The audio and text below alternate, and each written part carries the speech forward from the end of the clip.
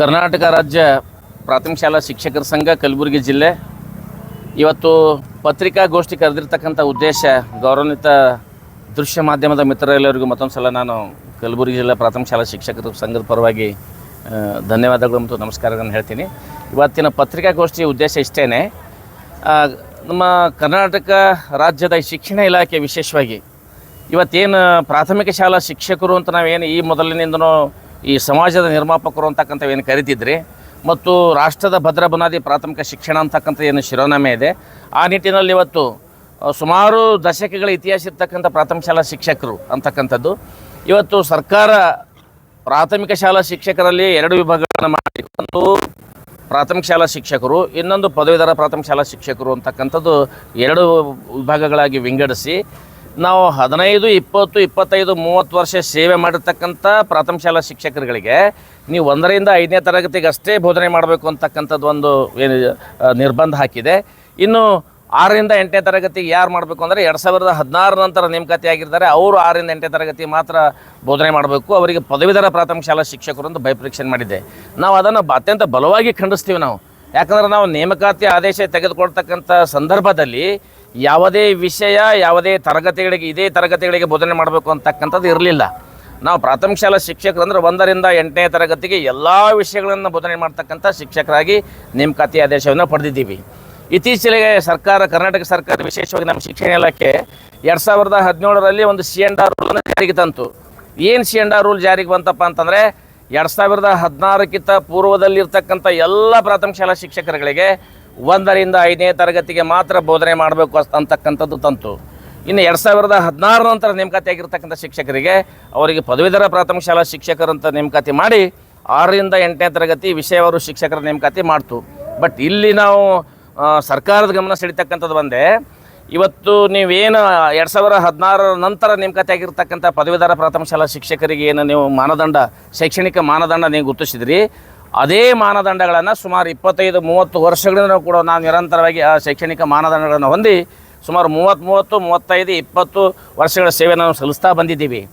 ಒಂದು ಕಣ್ಣಿಗೆ ಸುಣ್ಣ ಇನ್ನೊಂದು ಕಣ್ಣಿಗೆ ಬೆಣ್ಣೆ ಯಾಕೆ ಅಂತಕ್ಕಂಥದ್ದು. ನಾವು ಇಷ್ಟು ವರ್ಷ ಸೇವೆ ಮಾಡಿದ್ರೂ ನಮಗೆ 1ರಿಂದ 5ನೇ ತರಗತಿಗೆ ಹಿಂಬಡ್ತಿ ಕೊಟ್ಟು ಆ 2016 ನಂತರ ನೇಮಕಾತಿ ಆಗಿರ್ತಕ್ಕಂಥ ಶಿಕ್ಷಕರಿಗೆ ಪದವೀಧರ ಪ್ರಾಥಮಿಕ ಶಾಲಾ ಶಿಕ್ಷಕರು ಅಂತ ಕರೆದು ಅವರಿಗೆ ಪ್ರತ್ಯೇಕವಾಗಿರ್ತಕ್ಕಂಥ ವೇತನ ಶ್ರೇಣಿ ನಿಗದಿಪಡಿಸಿರ್ತಕ್ಕಂಥದ್ದು ಇದು ಸರ್ಕಾರ ಮಾಡಿರ್ತಕ್ಕಂಥ ಅವೈಜ್ಞಾನಿಕವಾಗಿರ್ತಕ್ಕಂಥ ನಿಯಮ ಆಗಿದೆ. ನಾವು ಸರ್ಕಾರದ ನಿಮ್ಮ ಮೂಲಕ ಸರ್ಕಾರಕ್ಕೆ ಒಂದೇ ಏನಂತ ಏನು ಮಾಡ್ತೀವಿ ಅಂದರೆ, ಅವ್ರಿಗೆ ಏನು ಶೈಕ್ಷಣಿಕ ವಿದ್ಯಾರ್ಥಿಯನ್ನು ನೀವು ಗುರುತಿಸಿದ್ರಿ, ಆಲ್ರೆಡಿ ಆ ಶೈಕ್ಷಣಿಕ ವಿದ್ಯಾರ್ಥಿ ನಮ್ಮಲ್ಲಿ ಕೂಡ ಇದೆ. ನಮಗೂ ಕೂಡ ಪ್ರಾಥಮಿಕ ಶಾಲಾ ಶಿಕ್ಷಕರಿಂದ ಪದವೀಧರ ಪ್ರಾಥಮಿಕ ಶಾಲಾ ಶಿಕ್ಷಕರು ಅಂತ ಪದನಾಮೀಕರಿಸಿ ವಿಲೀನಗೊಳಿಸಬೇಕು ಅಂತಕ್ಕಂಥ ಒಂದು ಬೇಡಿಕೆ. ಆದರೆ ಇನ್ನೊಂದು ಬೇಡಿಕೆ ಏನಪ್ಪ ಅಂತಂದರೆ, ಕಾಲಕ್ಕೆ ಸೇವಾ ಜ್ಯೇಷ್ಠತೆಯೊಂದಿಗೆ ಬಡ್ತಿ ಕೊಡ್ತಕ್ಕಂಥ ಕೆಲಸ ಮಾಡಬೇಕು. ಪ್ರಾಥಮಿಕ ಶಾಲಾ ಮುಖ್ಯ ಶಿಕ್ಷಕರು, ಹಿರಿಯ ಮುಖ್ಯ ಶಿಕ್ಷಕರು ಮತ್ತು ಶೈಕ್ಷಣಿಕ ವಿದ್ಯಾರ್ಥಿಗನುಗುಣವಾಗಿ ಪ್ರೌಢಶಾಲೆಗಳಿಗೆ ಕೂಡ ಬಡ್ತಿ ಕೊಡಬೇಕು ಅಂತಕ್ಕಂಥ ಬಹುಮುಖ್ಯವಾಗಿರ್ತಕ್ಕಂಥ ಬೇಡಿಕೆಗಳು ಇಟ್ಕೊಂಡು ಇವತ್ತು ಪತ್ರಿಕಾಗೋಷ್ಠಿ. ನಾವು ಒಬ್ಬ ಪ್ರಾಥಮಿಕ ಶಾಲಾ ಶಿಕ್ಷಕರ ನೇಮಕಾತಿ ಆಗಬೇಕಾಯ್ತಂದ್ರೆ 1ರಿಂದ 7ನೇ ತರಗತಿ ಅಂತ ನೇಮಕಾತಿ ಆದರು. ಆದರೆ ಇಲ್ಲಿವರೆಗೂ ನಾವು ಸುಮಾರು ವರ್ಷಗಳ ಕಾಲ, ಸುಮಾರು 10, 15, 20 ವರ್ಷಗಳ ಕಾಲ 1ರಿಂದ 7 ತರಗತಿ ಬೋಧನೆ ಮಾಡ್ಕೋತ 8ನೇ ತರಗತಿ ಬೋಧನೆ ಮಾಡ್ತಿದ್ದೆವು, ಎಲ್ಲ ವಿಷಯಗಳು ಬೋಧನೆ ಮಾಡ್ತಿದ್ದೆವು. ಯಾವಾಗ 2016ರಲ್ಲಿ ಹೊಸ C&R ರೂಲ್ ಮಾಡಿದ್ರು, ಏನಪ್ಪಾ ಅಂದ್ರೆ 17ರಲ್ಲಿ MHRD ಪ್ರಕಾರ, ಅವಾಗ ಏನು ಮಾಡಿದ್ರು, MHRD ನಿಯಮ ಅಂತಂದ್ರೆ 1ರಿಂದ 5 ಮತ್ತು 1ರಿಂದ 8 ಅಂತಿದ್ದು, 6ರಿಂದ 8 ಅಂತ ನಿಗದಿ ಮಾಡಿದ್ರು. ಅದಕ್ಕೆ ಮಾನದಂಡ ಸೇಮ್ ಅಂದ್ರೆ ಪದವಿ ಆಗಿರ್ಬೇಕು, D.Ed ಆಗಿರ್ಬೇಕು ಅನ್ನೋದು ಕಾನ್ಸೆಪ್ಟ್ ಇತ್ತು. ಆದ್ರೆ ನಾವು ಎಲ್ಲ ಸೀನಿಯರ್ ಟೀಚರ್ಸು ಸುಮಾರು ವರ್ಷಗಳಿಂದ ಕಾಲ ನಾವು ಆಲ್ರೆಡಿ ಬೋಧನೆ ಮಾಡ್ತಾ ಇದ್ವಿ ಮತ್ತು ಬಡ್ತಿನೂ ಸಿಗ್ತಾ ಇತ್ತು. ಯಾವಾಗ C&R ರೂಲ್ ಆಗಿ ಈಗ 5 ವರ್ಷ ಆಯ್ತು ಅವ್ರು ಸರ್ ಈಗ ನೇಮಕಾತಿ ಆಗಿ.